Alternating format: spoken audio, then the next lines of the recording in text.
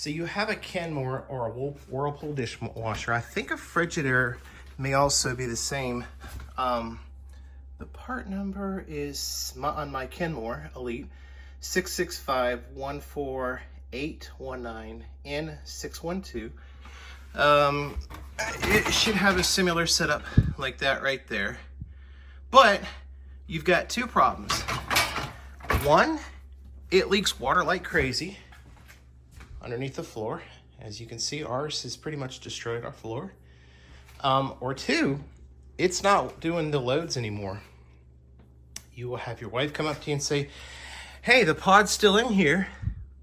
Dishwasher didn't wash the dishes. Or she'll come up and say, hey, the dishes were dirty. I ran a full load and the dishwasher didn't wash the dishes. I'm gonna go ahead and show you a few things you can look at, and it might be able to save you some money versus buying a brand new dishwasher. I have a Samsung dishwasher video that I did probably about 5 or 6 years ago where our Samsung dishwasher failed very, very miserably, and Samsung wouldn't do a thing about it. This has actually been a pretty good dishwasher, except it has like 3 fatal flaws in it, which I'm gonna show to you now. So let's kind of go underneath and show you a few things. First of all, this is your drain motor right here. Way over there, that white thing, which we'll show you on the bench in just a minute, that is your diverter motor. Now, 95% of the time, your leak is going to be coming from your diverter motor shaft, which I'll show you on the bench here shortly. Up underneath all this stuff is your main motor. This is what's going to be causing your humming noise, and I'd say probably 95% of the time your humming noise is going to be coming from your motor frozen. It's going to be seized. But what seizes it will blow your mind. It is the craziest thing, and hopefully you're watching this video before you take anything apart, because if you take it apart correctly, most of the times you can repair this problem, no parts required. If you're like me and rush things, you'll break things and you'll have to end up replacing the entire unit, which in fact is what you see. Believe it or not, you can get this entire unit online and from the parts warehouse stores. And it's about the same cost, if not lower, which makes absolutely no sense, than a motor. So the other possibility is the float. The float mechanism is right here. Here's your float mechanism. Now, first thing is, in a perfect world, this is supposed to tell your dishwasher if it's being overfilled. Or I believe it's possible that this also tells it when it's filled up to the correct level. I'm almost thinking that's done by another sensor. But if you have a knife and your thingamajiggy right here and your little holder, a little silverware holder, if that little grate right there is broken, your knife can go all the way down and rest right on top of the float. And also silverware as well. If you put a certain device in here or anything that will go past these grates, or if these grates break, your silverware will go all the way down and touch the top of the float, resulting in your dishwasher malfunctioning. If it gets overfilled, it will overflow into the little tube and then will drain out from the bottom here. Very, very, very super annoying. Also, I'll try to show this with a picture from the internet. I don't want to take this float assembly apart because as of right now, it's working just perfectly fine. There's also a nut that holds the mechanism from the bottom of the dishwasher into place and secures it with the main panel. A lot of people have said that this was loose from the factory as a flaw, and any water will just seep right down through. So another thing you can check is take the float off. You'll have to undo that white mechanism underneath the dishwasher and move the float tab out. Then you can lift this float up, and then you can get a wrench in there and check to see if your nut on the float assembly is loose. So this is your diverter motor.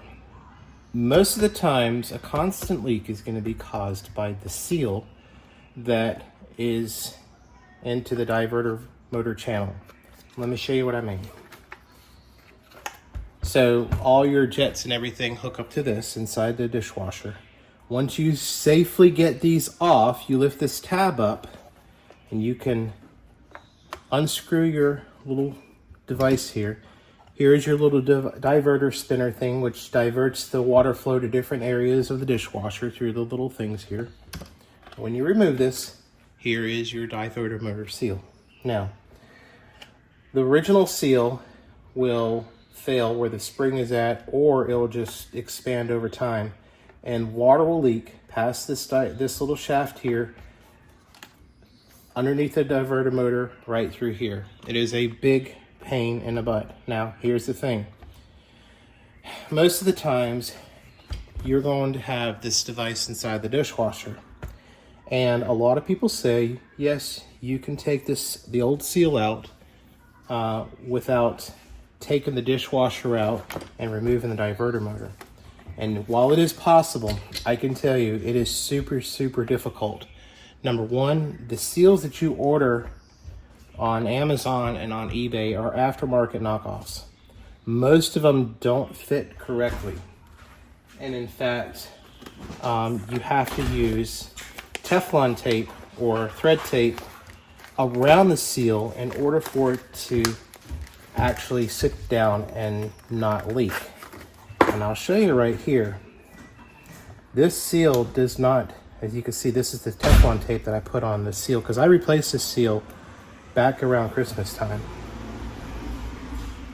This seal is very, very difficult to get out. See, I just got it out there. But, and it's probably because the ones that you get from Amazon, it doesn't matter what seal you get. The ones that you get from Amazon and eBay, non-factory seals, and I don't, in fact, heck, maybe even the factory seals don't fit correctly. But these things do not seal correctly without that Teflon tape. And you can see right here, I can press that seal right in there and spin it around. That's a big problem. So if you do try to replace the seal, that's what the Teflon tape is for. So it will snug itself down in here. Now, here's the problem. Trying to replace this with the dishwasher still in place and trying to work inside your dishwasher can be very, very difficult. And that's another reason why this can be very hard to change out. If at all possible, if you can take your dishwasher out, you can see by these two screws, and I believe there's a clip over here too, the diverter motor pops right out, and then you may have an easier way of popping the seal out. In fact, I'll show you kind of an idea. You could take a screwdriver, for instance, or something, and push it through the hole here to get that seal to pop out. Now that the diverter motor's out, let me just show you again. I can't stress this enough. Aftermarket seals, they don't fit in that hole correctly. They don't, it just doesn't work that great. So, something to keep in mind. So that's if you have a leak, diverter motor seal and or the float assembly that I was talking about. Now, back to the underside of the motor. Here's your motor assembly. Now, this thing is heavy. The original ones are really heavy. The replacement motor is half this weight. You have it actually has a capacitor on it, a starter motor capacitor, or the capacitor on the motor.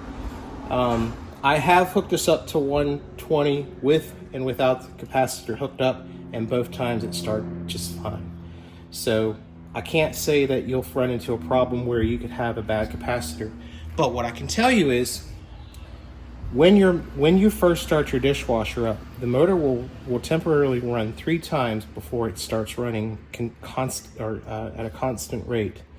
And that's, I believe, is where the hum is coming from. Now, I've heard a lot of people say the hum could also come from the drain motor. The drain motor assembly also attaches right here, and then your drain hose comes here.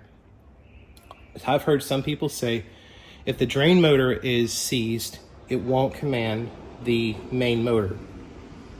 I don't know if that's true, but what I can tell you is I was able to reach my hand underneath the dishwasher, and you could feel this motor was hot as can be. It was very, very hot to the touch. And that's when I knew right away there was probably something wrong with the motor. I was also able to take the connector out and test for 120 when I heard that hum. That also led me to believe that it was possibly a seized motor. Again, this entire time while I was troubleshooting this, I thought that I was going to have to buy a replacement motor because of it being seized. Now, what my issue was, and what I believe is causing a lot of issues, there's a filter system built in to the actual pump housing itself. And it turns with the motor. I believe that the pods that we're using in our dishwashers are leaving behind this white residue. This white residue is all over our dishwasher, inside and out. And when I took this apart for the first time, I could not believe it. Now, I wish I'd caught it on camera. I did not. But my filter was solid, stuck and plugged up with all this crap. This crap turned into almost like a cement. It was the most disgusting thing. So let me show you how to take the motor assembly off. Again, do all this stuff at your own risk. If you don't have the knowledge of do it yourself stuff, mechanical stuff, and don't do this because you're going to hurt yourself. Make sure that you know exactly what you're doing before you get this far into stuff. Make sure your water's shut off, make sure your electrical is shut off and stuff like that. I mean, make sure you're doing this safe. And obviously the easiest way to access this, the correct way, is to take your dishwasher out and then access the bottom. What I did in my case is I took my dishwasher, brought it into the garage, and I flipped it upside down with some help. And then this is easily accessible right from the top. So you have 3 screws that hold the motor assembly in.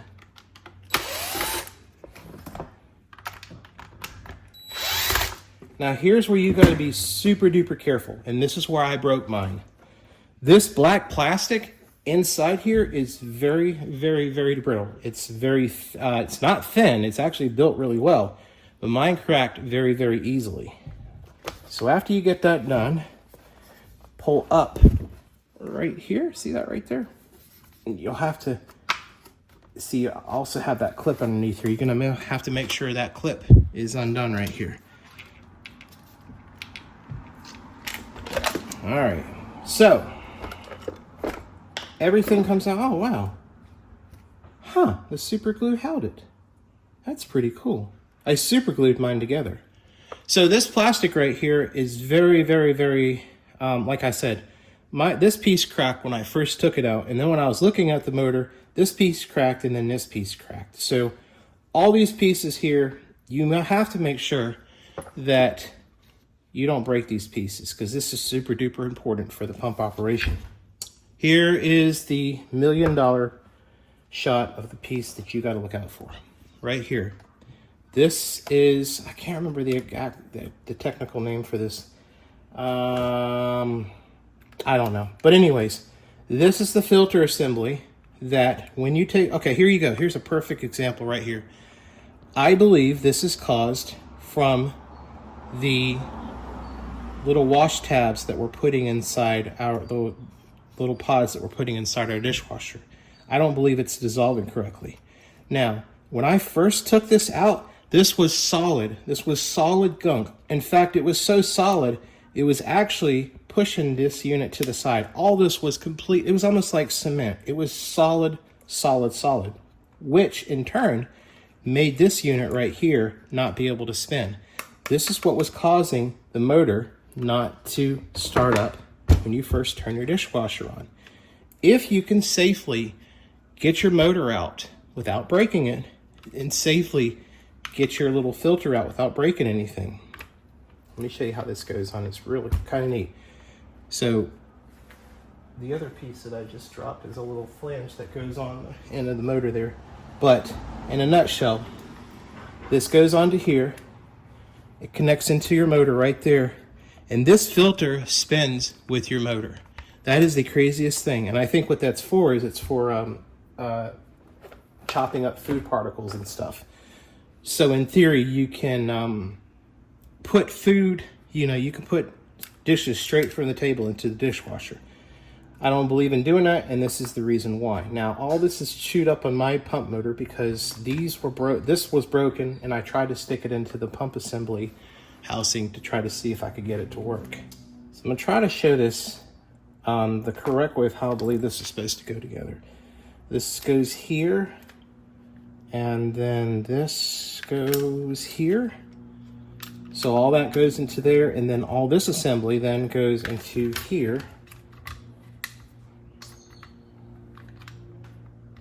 like so. Now, another thing that I ran into, it is almost impossible to get this pump assembly into here in one piece. As you can see, everything has to fit together perfect or it's not going to work correctly. So as you notice, when I was taking this apart, a few pieces of tape had popped off. What I did was I had some painter's tape and I cut some very small pieces off, and I just put a couple of pieces of painter tape right here in the assembly right there, and then on the other side, well, we'll just use this piece right here. And I used that, oh no, not there, not there. Right there. I use that to help hold everything in place, so when you tilt up, if you tilt, you see, well, that time it didn't work.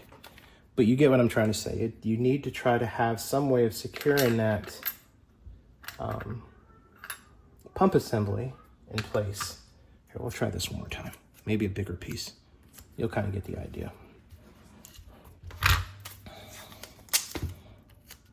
All right, so that right there. Now, the inside of the pump housing, you've got some O-rings right here, or not O-rings, you've got some spacers here. One is wavy, I don't know if y'all can see that. One spacer is wavy, and then the other spacer is flat. Wavy, one goes inside, the flat one goes on the outside for obvious reasons, because you want the flat piece of this to match in with this. So, again, this is really hard to do because number one, you've got to somehow line it up with this. So you have this thing here, and you have the actual stopper. I believe the stopper hits this piece right here, and then this piece goes in here. So, again, in a perfect world, what I did was, after getting everything cleaned out, and I'll show you something else here in a second. Obviously not that much tape, but enough tape or something to secure this in place so you can keep it in place while you put it into the pump housing assembly. Let's see, which way does this go? Right here? Yes. Another thing, you have an O-ring in here. You may want to put something on there, some silicone or something, to allow this to slide into the pump housing easier. We have that pull stuff that it's like silicone for this, the little O-rings for pulls. And I have a tube of that, and I coated that with it the first time I tried doing this, and it worked perfectly fine. All right, so lift up so you don't run into this first, but the main thing you want to do is secure this pump motor and assembly together first. Get it bolted down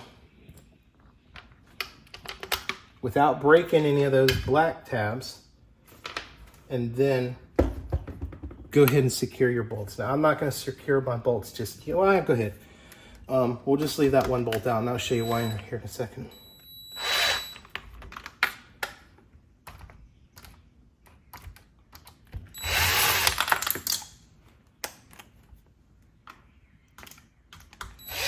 Oh, here's the other bolt. Okay, so now that your pump motor and assembly or housing is secure, now you can take the time, and again, there's a lot of stuff going on here, but you can try to put you in, yeah, see how you can do that? Without taking this thing off, you can try and put that little bracket into that grommet. It's not easy. I think there's a possibility. Let's try this here. Now, I didn't do this when I first worked on this, but you can, there's little tabs in this grommet that you can pull off. And I think you might be able to do this first, which may make it easier. Let's see.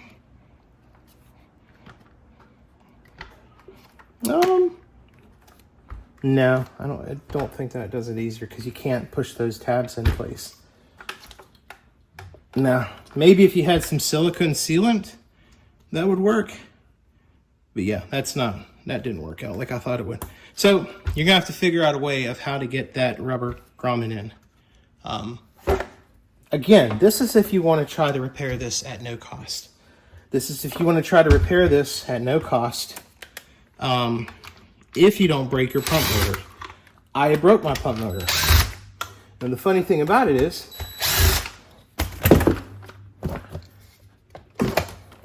I super glued these pieces together. And for some reason, they're still holding in place. Now, let's go back to this filter assembly unit. I don't know the correct way to assemble this, and I'm going to show you why in a second.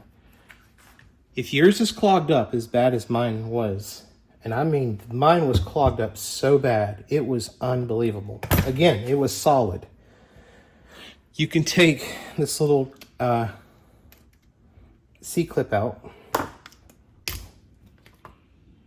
get it now. Let's see. And mine just went. Well, good thing this is an old one. Don't lose your C-clip. All right, once your C-clip is undone, carefully push up. Now, I didn't do this when I first took this apart. You have a spring and two metal spacers in here that go a certain way. And I don't know if I correctly got these spacers in the correct spot. This rod goes to this inner plastic assembly here. Don't stab yourself either. Just very carefully. All right, once everything is out, here's what I'm talking about. Here's one of the washers, here's your spring. Do not lose these parts. I have not yet found anything online that tells you where everything goes. I took a guess at this. My guesstimate, my best guesstimate is one washer goes there, and then this assembly goes through here, and then the other washer goes here because there's a notch right there at the bottom of that. This is also, this has a flat spot on this shaft, so it can only go one way in here. And then I believe the spring then goes on top of that. You've got to also line the shaft up with this notch right here.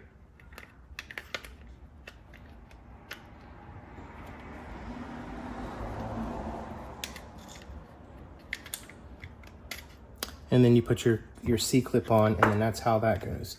And then that spins with the motor shaft. Again, make sure you know your orientation of those washers and spring, because I might have got it wrong. Then carefully put your C-clip on, and then once you get this cleaned out, again, I wish I could not, I cannot emphasize this enough. This thing will be so nasty, it's not even funny. Now, you can buy a new one of these off of the parts stores, but these things are stupid expensive. I think I saw one at $75. I saw one for $60, $55. I may have seen one for $37. So yeah, you can buy these filters replacement.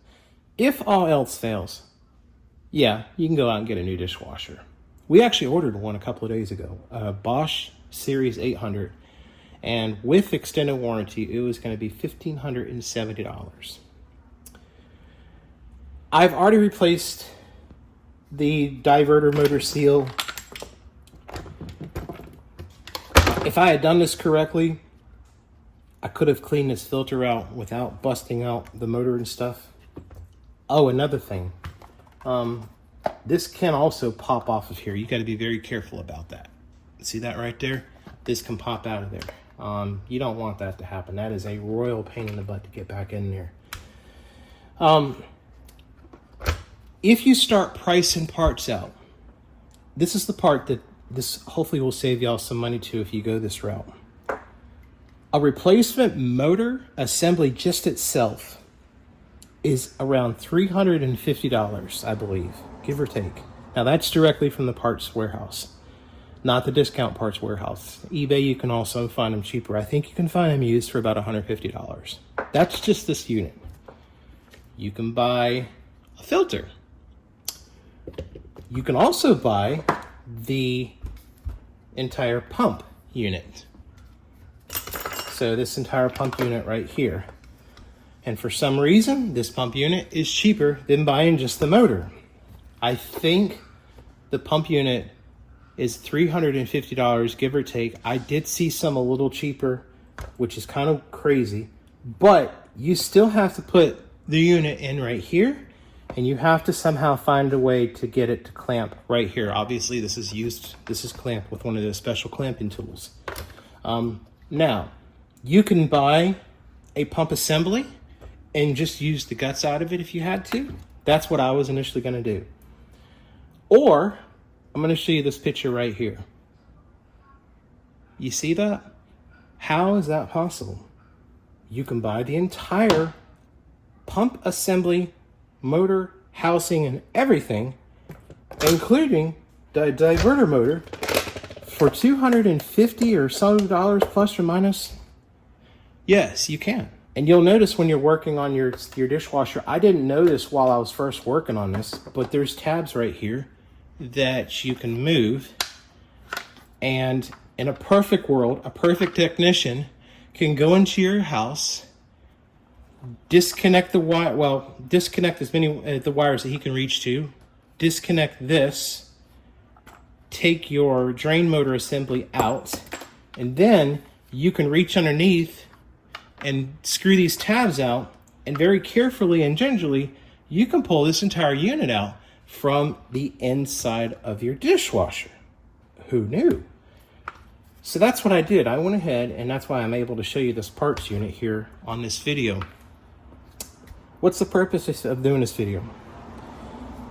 I don't know any videos online that show how you can take this filter apart. Everybody else just shows you how you can replace these. Buy a replacement, you don't have to take it apart.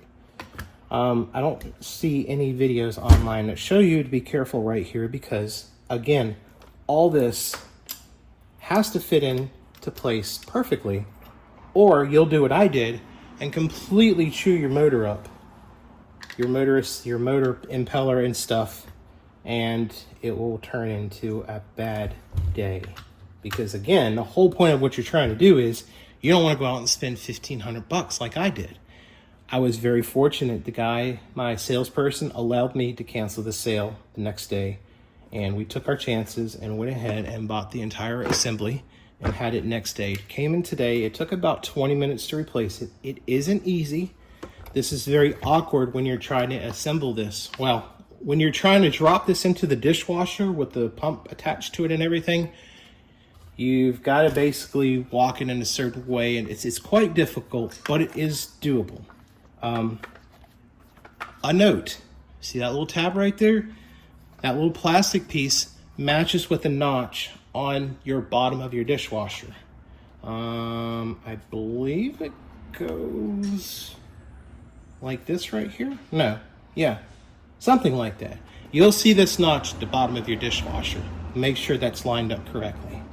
Last but not least, now the new unit is about half the weight of the old unit. I believe they did some weight savings or something inside the motor unit. Let me give you a pointer. It's very, again, this is easily changeable, doing this inside the dishwasher. How hard is this to do? It's probably just a little harder to do than trying to change the diverter seal. Take everything out of your dishwasher, take your little jets and everything out, unscrew this piece, disconnect your drain. When you disconnect your drain, you're gonna have water go everywhere. Make sure that you've got a towel underneath your dishwasher so you're not ruining your floors. Obviously, make sure your power shut off first. Make sure your water shut off. I disconnected my water assembly unit, which is at the front left of the dishwasher, and set it aside because it allowed me to reach underneath the dishwasher. You have to reach underneath the dishwasher to get to these tabs. These tabs only swing one way, so if you're underneath the dishwasher and you're trying to push this way, it's not going to go. You got to push it just that one way, and then it'll lock back in place. when you put the unit back in, this is where it gets difficult. I think this is one of those units where you need to have some of that silicone seal or the silicone stuff to make, when you're putting, you know, rubber O-rings on, to slide easier. You need that stuff on this rubber piece here, because what will happen is, as you can tell, most of the weight is right here on the motor side. So when you put it in, when you're trying to walk this unit in, it's going to want to flip up this way. So you're going to need someone to help you push down on this, where you can get these tabs securely latched into place evenly around all 3 tabs, where this isn't making you screw it up. I think that was probably one of the hardest parts that I had to deal with. Now, take your dishwasher out. You could probably switch this thing out in 5 minutes. It would be a million times easier if you took your dishwasher out and flipped it upside down to replace this piece. Most importantly, please, please, please shut your power off first, shut your water off next. Remember to have towels ready to go. Water is going to go everywhere. Now, in my opinion, this situation compared to buying a new dishwasher, even though we sort of bought one and then canceled the sale, and actually the part was $224 plus tax and plus shipping. But overnight shipping with tax and everything was $257 next day to our house. The Kenmore dishwasher, even though with those stupid flaws, Samsung, I just don't like Samsung. Their customer service was, I don't like them. That's why you'll see my Samsung video. Let me put it this way. The Samsung is not repairable. Their flaw with the door vent leaking all over your floor, there's nothing to fix on it. It's a design flaw that you can't do anything about.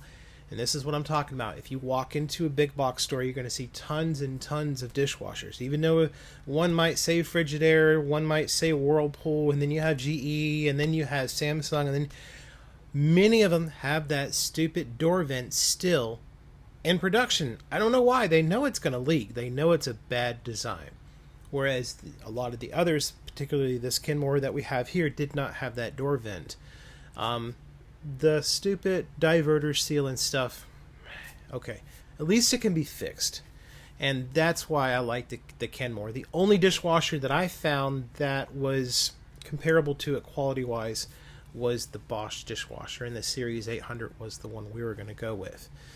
Other than that, I hope that y'all like this video. It's long. It's very, very long, but I wanted to get to the point. If you do attempt to try to fix your dishwasher, this is the problems that I ran into, and this is what I was able to do. And now we have a working dishwasher for $257. I'm happy. The wife is happy. And by replacing that entire unit, there's not much more that can fail. Knocking on wood. Thanks for watching my videos very, very much. I do appreciate it. And hopefully we will see you soon, or maybe not, because if I don't see you soon, nothing's broke. But thank you again for watching the video.